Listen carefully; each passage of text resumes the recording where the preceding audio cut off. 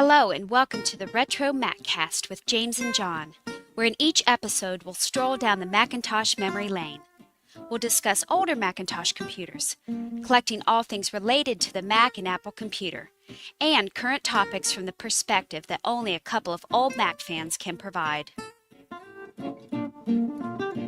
Well, they can provide it when they bother to show up. All right. Apologies to those who showed up to the live feed last week. Yes. Especially Joshua and Derek, who were actually chatting in the... I did not adjust the date, but I blame John. He should have realized at this point that I screw up all the time. And I like checked Derek. my work. I like Derek says we should blame Teams, and I'm going to go for that. Hey, if we can blame even Microsoft better for anything. Thanks for the out on that. I had a friend from high school contact me, and he was going to be in the area. I wanted to get together, so. But that's no excuse. But at least I was doing something interesting rather than sitting here waiting for this podcast to begin. Sorry about the rest of you. So we've instituted here at RMC headquarters a new system of checks and balances by which when the show, whoever calls the postponement of the show or cancellation, the other person then has to verify the YouTube channel and see that it's been rescheduled. There you go. And it'll be that other person's fault. Right. Yeah. Then it falls not the upon person the that called it. shoulders. Yes. Right. Exactly. The new system starting today. Okay. Let's see. Let's get this thing going. And we'll go in 3, 2, 1. Welcome to the RetroMacCast with James and John. This is episode 708 for May 12th, 2025. Good evening, John. Good evening, James. How are you doing tonight? I am quite well. I'm very excited about tonight's episode. Just because of the content that we are going to be talking about. Yeah, so this began a month or so ago when I uncovered some video cassettes that I've been holding on to for a while. Do you have them in your possession at some point? No, they're in the house next to my setup for digitizing. Yes. Yes. Oh, okay. Well, there are video cassettes, VHS cassettes. And finally got around to first me getting them to John, and then second, John digitizing them. So we'll talk about that later on, because it wasn't without some amount of work that went into actually getting them in digital form. We've got eBay finds, we got some news stories, and we'll be back with eBay finds after this. Yeah, but you buried the lead about the video not being anywhere, one of them not being anywhere on the net that you've been able to find. I buried the lead? Yeah, I should have said that? You should have teased that. it?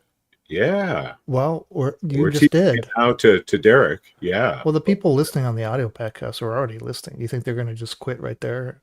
Oh, that's true. Here they're like, oh, I've heard this before. Blah, blah, blah, eBay, blah, blah, blah, news. All right. Okay. Let's put this up here. All right, let's go with eBay finds. 3, 2, 1. Time now for eBay finds. Last episode, we had the Ripple poster from 1987. This one was sold after 2 bids for just $75. I think a pretty good deal for something of this. I think so. Absolutely. Rarity. Then we had the Power Computing PowerBase 180 in working condition. Very clean looking computer. King of the clones. This one sold after 17 bids, a lot of action. $172.50. I still think kind of a bargain, I do too. $200. Sure. Yeah. It's, comes in shipped for just under $200. Have a lot of fun with that power computer. And then, the PowerBook 180C. This is one that was kind of maxed out as a solid state drive, and they recapped the board. Right. It had network access running through the whatchamacallit, the Blue SCSI Wi-Fi, that is. Mm-hmm. Yep. $999 is still the buy it now price. There's no make it offer. Okay. This week we'll begin with this little duo. Title says Power Macintosh G4 450 DP for dual processor. PowerPC, 512 megs of RAM, no hard drive, but it has the monitor, not just any monitor. It has the, what do we call these monitors? Yeah, there was a studio display, wasn't it? Studio Wasn't it called display with the display? CRTs. The CRT.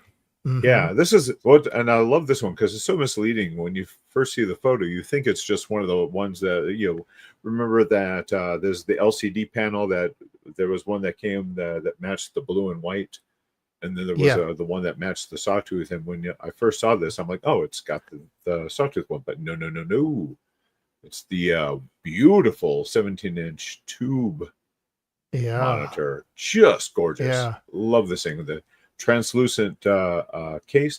I think this one actually didn't this one actually match with the next G4 model, the Mirador drive, aesthetically I think on the so. front. Yeah, I it can't did. remember Yeah, if it did. matched that. Yeah, the plastics of that LCD actually matched better with this the model sawtooth, G4. right? Mm-hmm. Yeah. Mm-hmm. But it's this. Yeah, this is a beast of monitor. You can see it's got a few scuffs there on the back. They do show a picture of it working, and I think as these get older, with the disappearance of tubes. That the translucent plastics just make this thing even more museum worthy. Yes. What else can we say about Absolutely. this? It says looks like it's from a pretty big reseller. Tested and working. I guess this is one of those that. Yeah. I was just looking at the shipping on this thing. How is that possible? How is that possible? $25 is the FedEx ground from Colorado to us here in Florida. I have no idea. Just that monitor alone. Yeah, that's at least 50 pounds, right? Wow.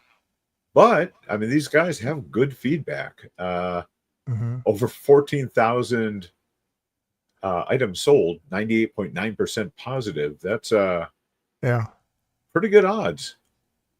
They want $499.99 for this is to buy it now, or you can make an offer.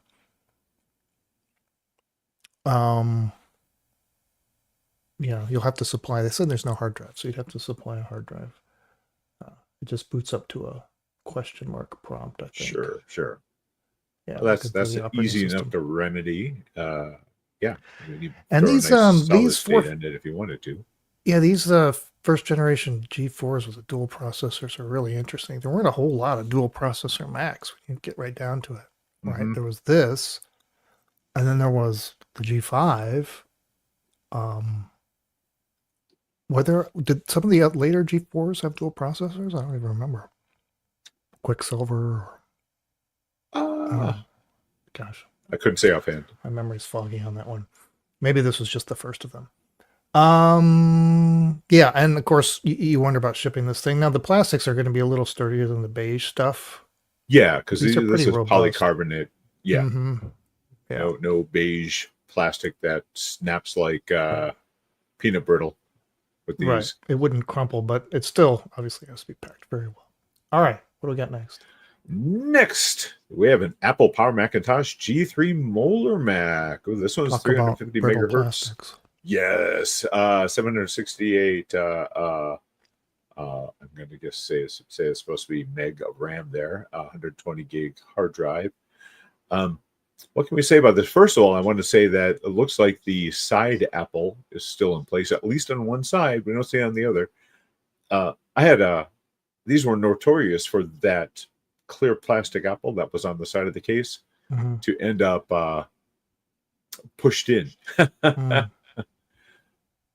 So what can we say about this? I love this one. I kind of miss mine. I What traded happened to mine for yours? some. I traded it for some repair work Oh. on some SC30s, and I Oh. figured it was only a matter of time before the analog board went in this, and I wouldn't know what to do with it. So it went to Joe of Joe's Computer Museum.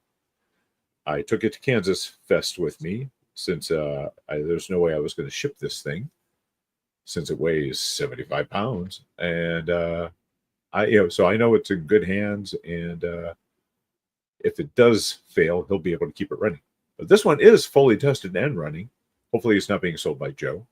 The seller wants $599 or best offer. This is coming out of Jamaica Plain, Massachusetts.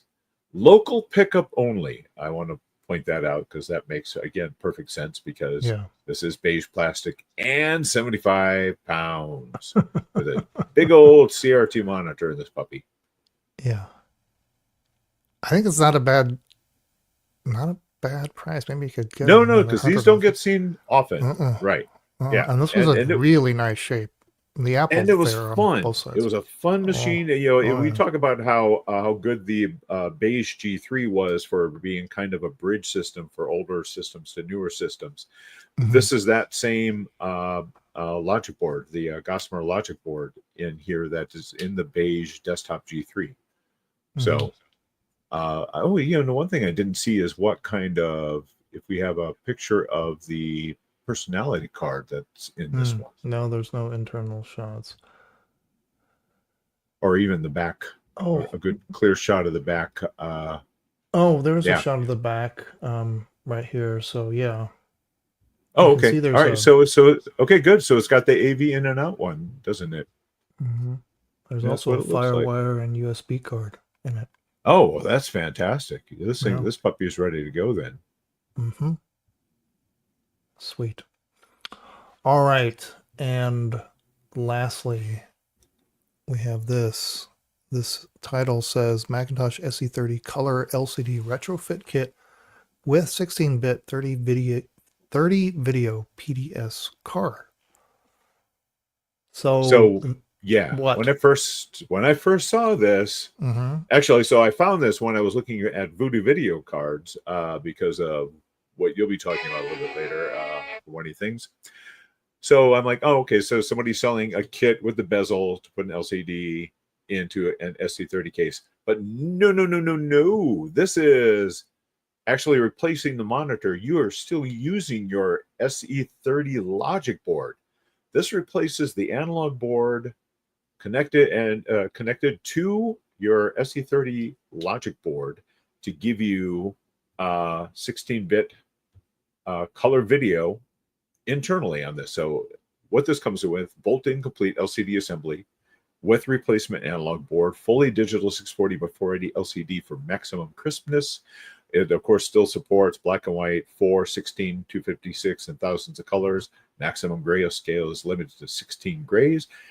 Resolution 640 to 480 with you can also mirror LCD to VGA. External VGA only, you can get 800 to 600 and 1024 by 768. Plug and play, no drivers, tested with Mac OS 8, Mac OS 608 all the way through 8.1. Supports accelerators and third-party ROM modules.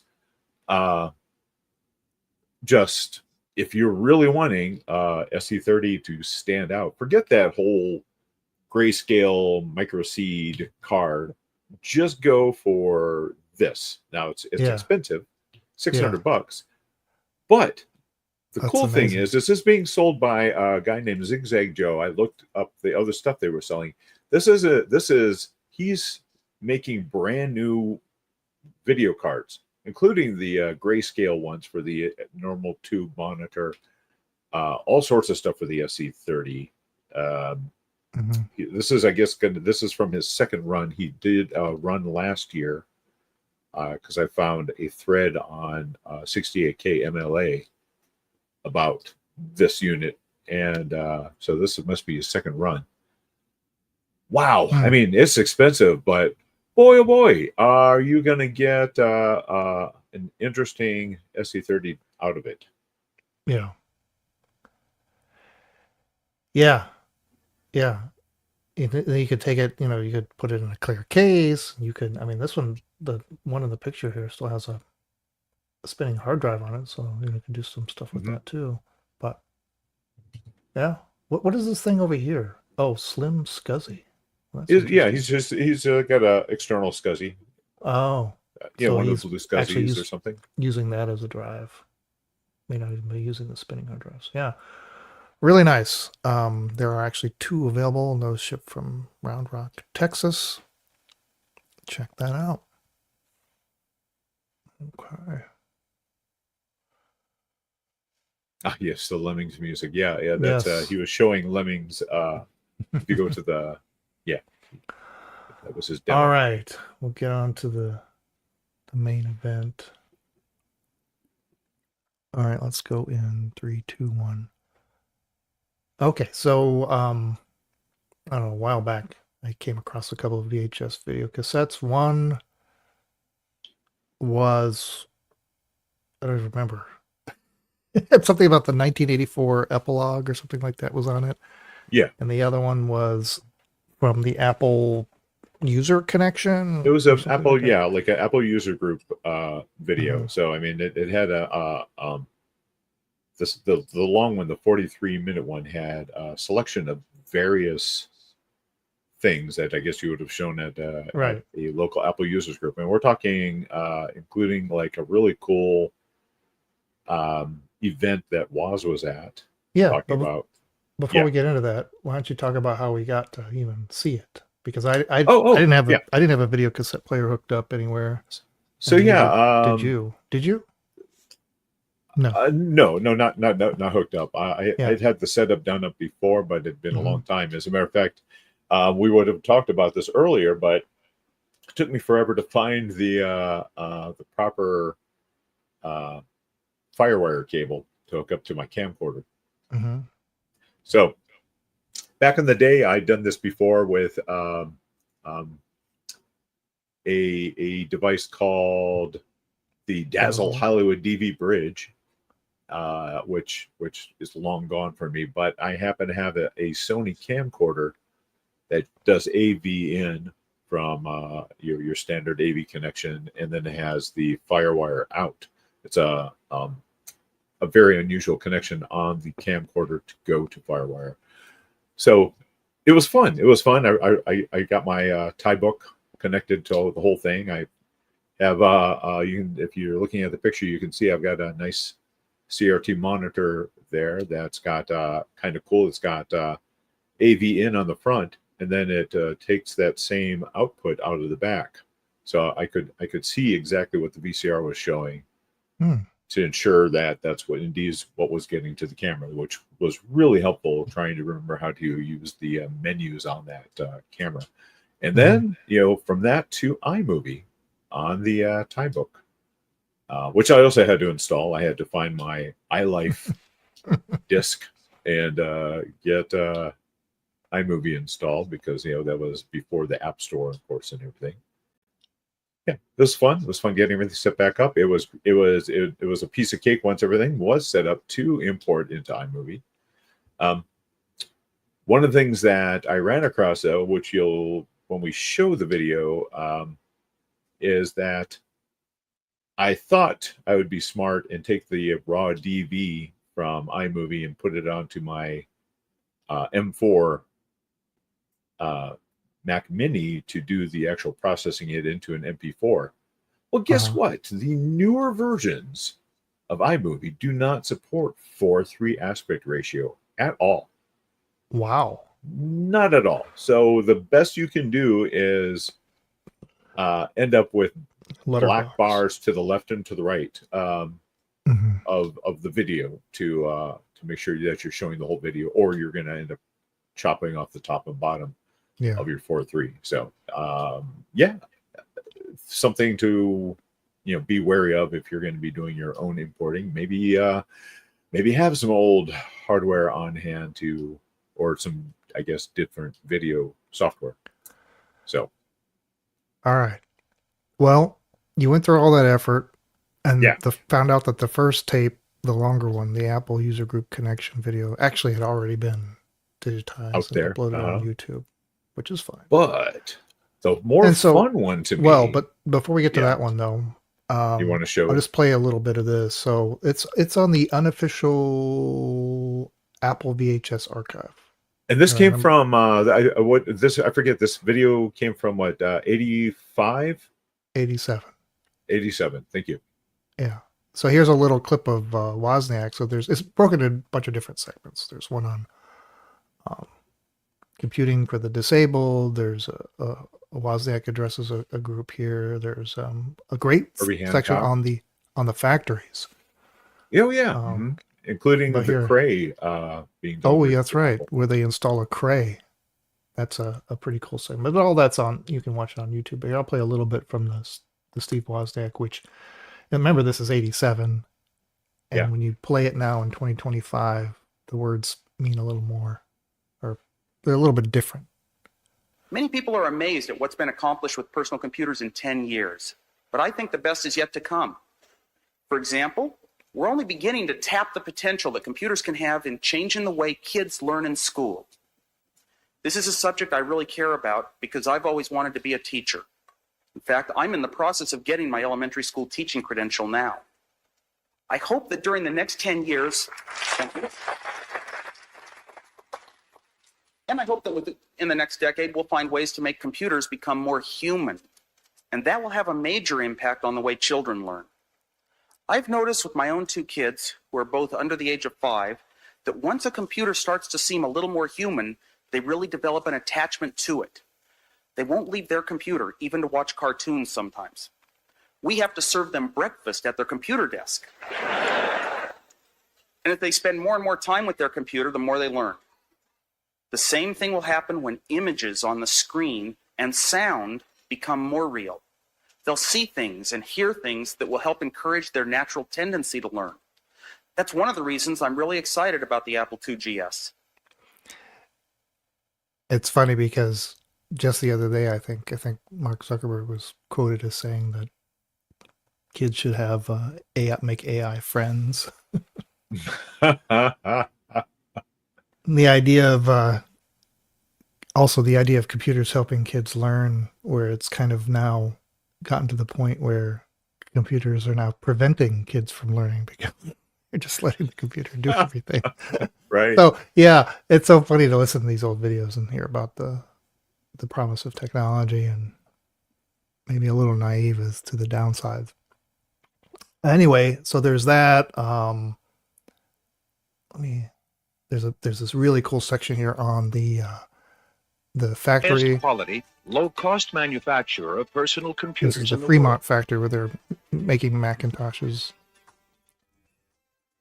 The three-building complex of approximately 270,000 square feet was originally designed and built for the complete assembly of the Macintosh, from printed circuit boards to final packing.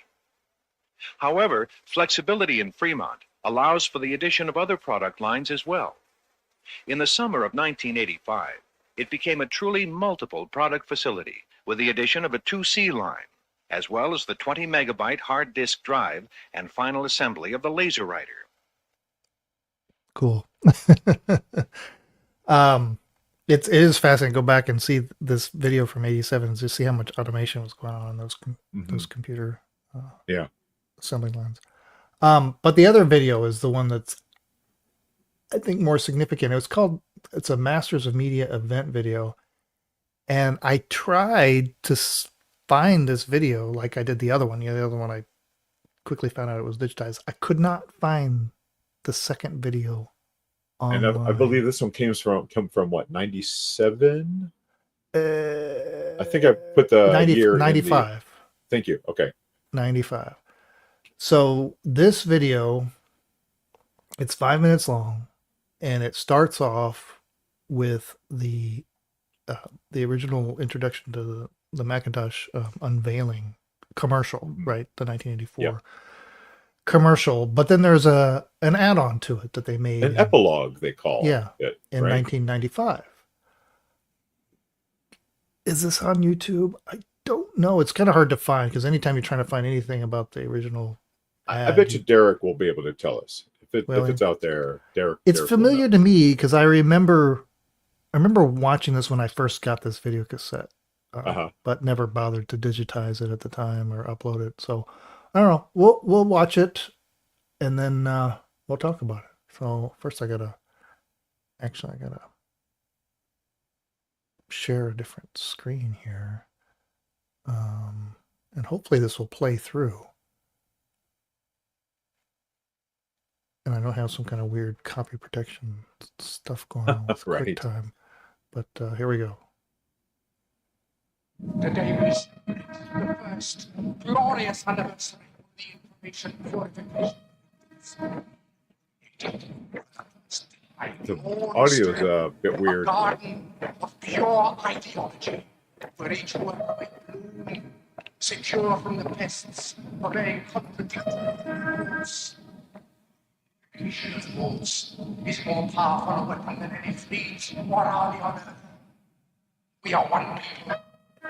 One will, one resolve. Hey, James? Yeah. You may want to turn off the audio processing, noise reduction. All right. Well, we're going to interrupt to make a quick. I think what am I turning off? it's necessary. Noise reduction, because the audio is getting canceled out. I think it's trying to. Yeah, that got reselected again on me for some reason. I don't know. How's it? Let's resume. We shall. There you go. Awesome. All right, here we go. Well, this part everybody's seen. January thousands of 24th, times. Apple It's what Computer follows will is what we introduce really wanna Macintosh. listen to. And you'll see why 1984 won't be like 1984.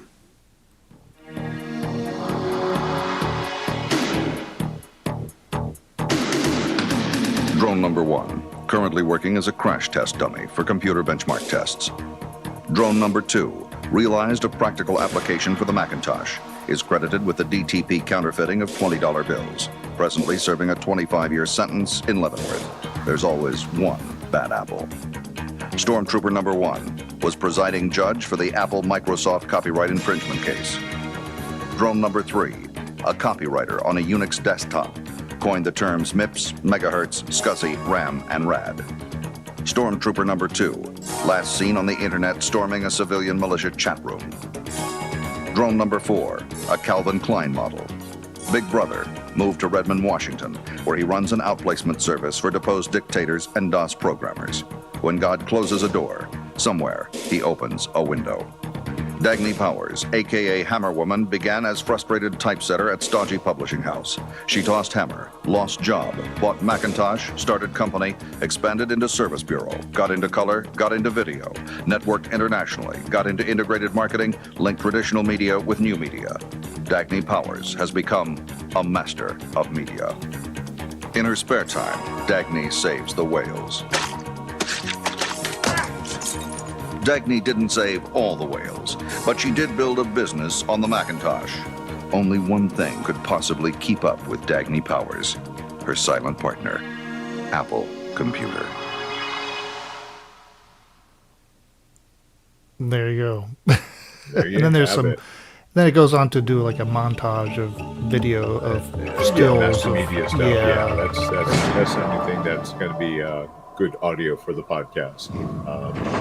But Yeah, we'll leave we are that going to out. definitely make sure that this gets put up onto YouTube because Yeah, we'll put it's that on the. pretty funny. I thought it was hilarious.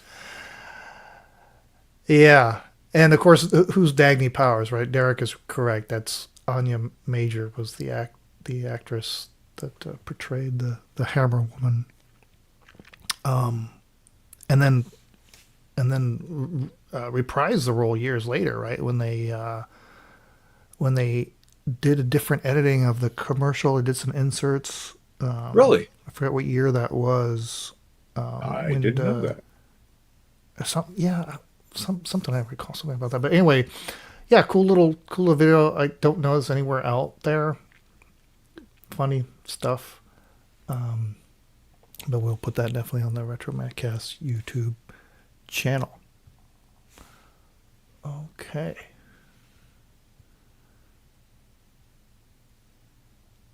We'll get back to. We'll do some news.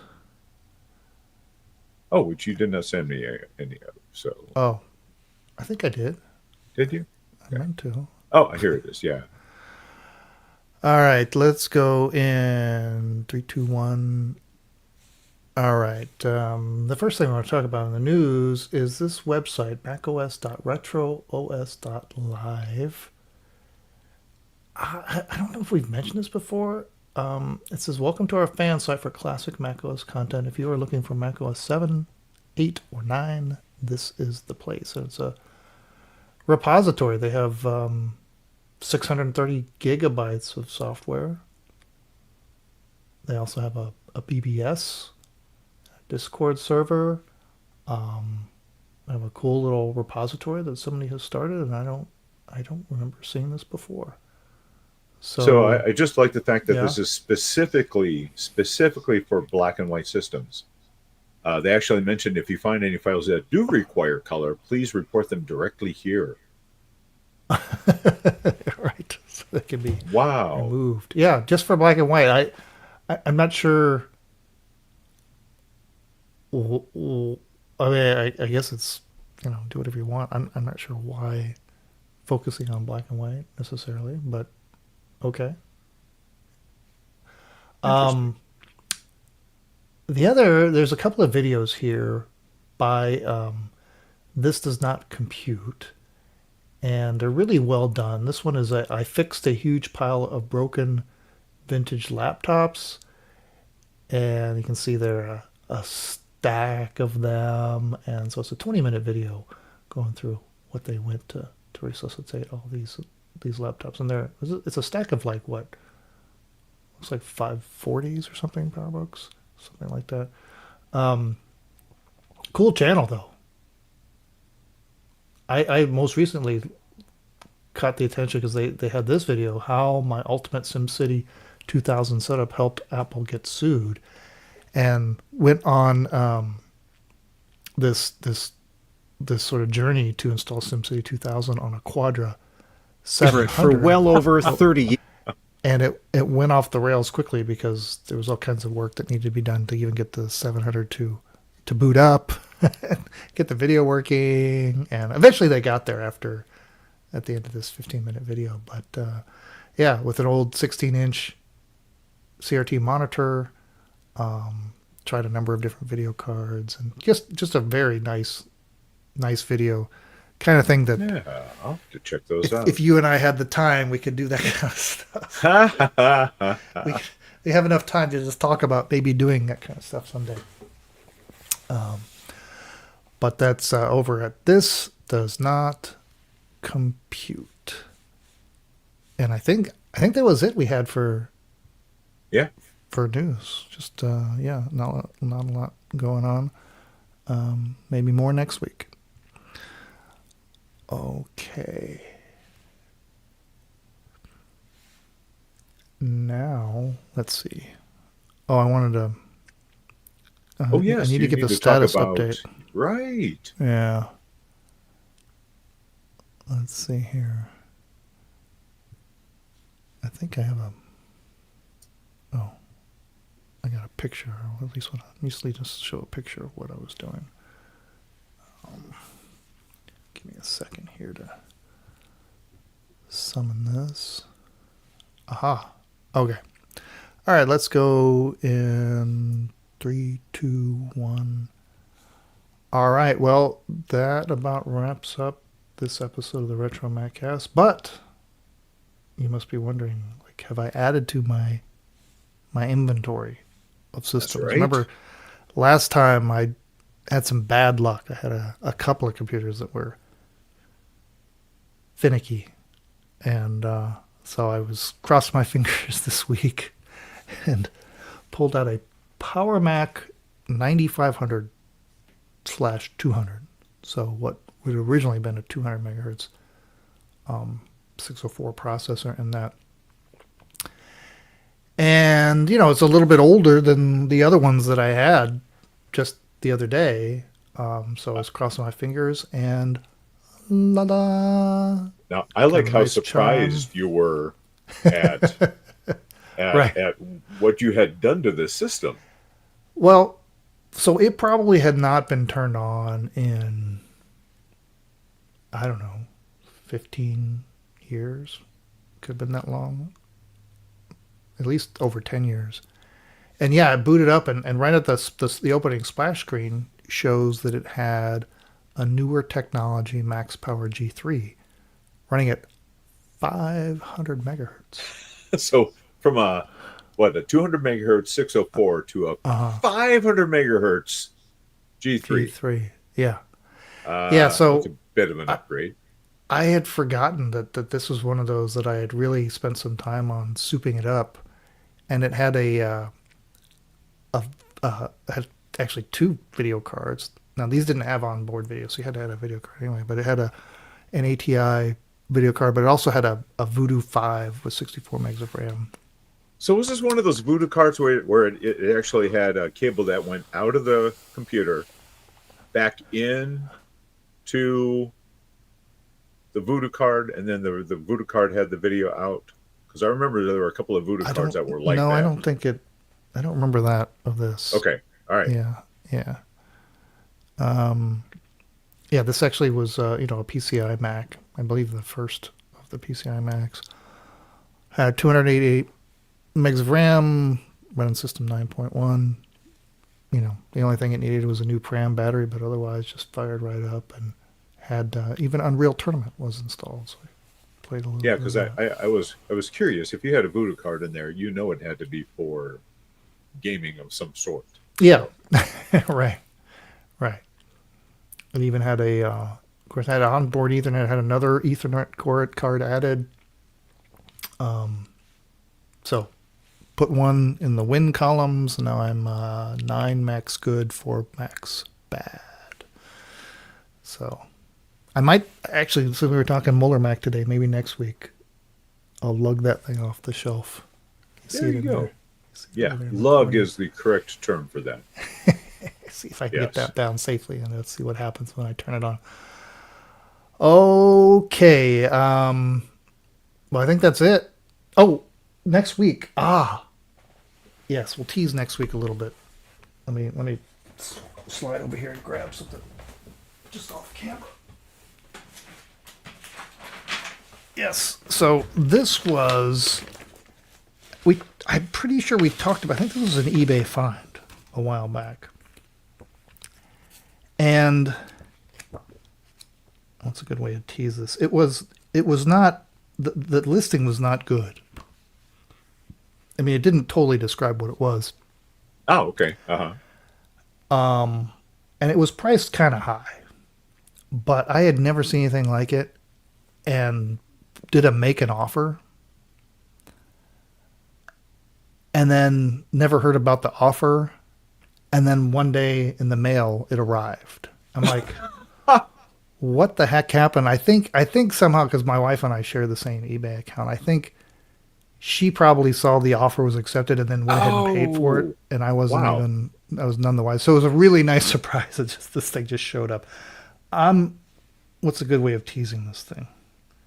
I will just show, you can hear it. It's like it's paper. What's a good, I'll show this. How about this? Let's see.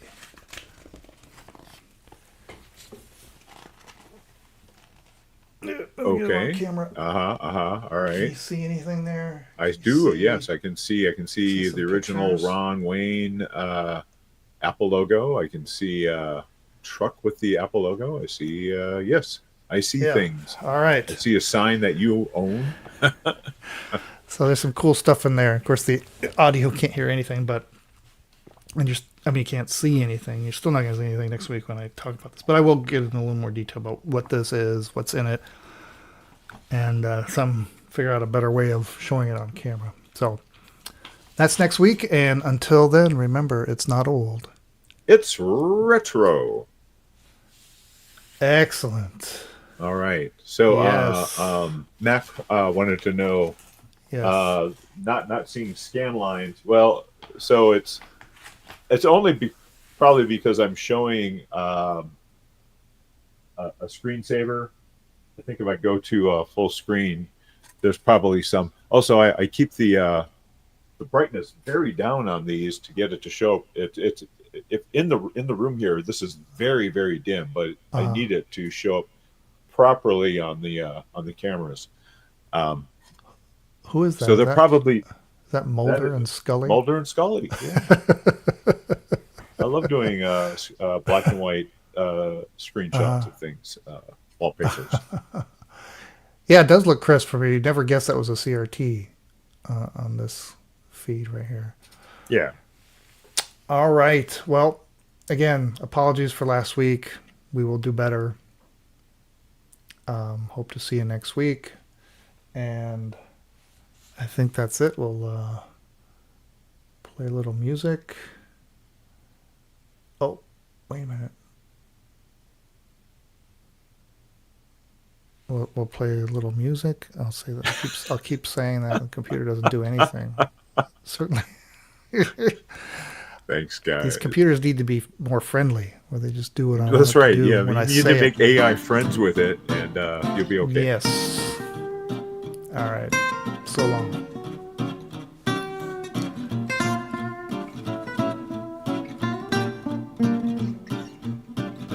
Thanks for listening to the RetroMacCast with James and John. Email listener comments and questions to retromaccast@gmail.com or post comments on our website at www.retromaccast.com.